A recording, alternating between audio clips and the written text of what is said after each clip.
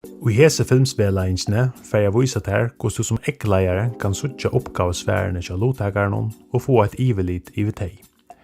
Eisne viser jeg hva nærmere ser ta gongdum lio.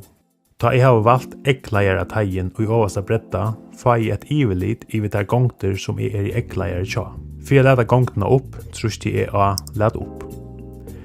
Så gjerne får jeg et ivelit i lottakerne. Lodtøkket tøyarskeiet enda og omsidaren hever leisgivet prótølene, kan jeg suttja prótølene tja nærmengenon åttast til høyre. Innskje at hitja nærri at sværenon tja nærmengenon skal jeg trusta led opp. Nå leder han suja seg opp, og jeg kan suttja oppgavesværene tja nærmengenon.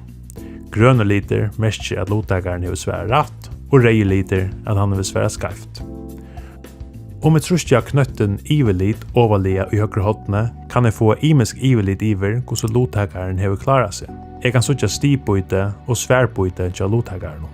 Eisene kan jeg suttja hvordan lodtakaren hever klara seg og imot til æra lodtakarar og i gongdene. Til endan sast hvordan stiene til lodtakaren given og hver suje.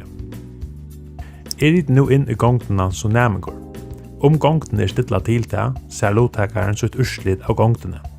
Trustar lodtakaren av knøtten vis aftersvær, kan han suttja oppgavesvær og vimerkingar som pródomarar møvelige hava givet.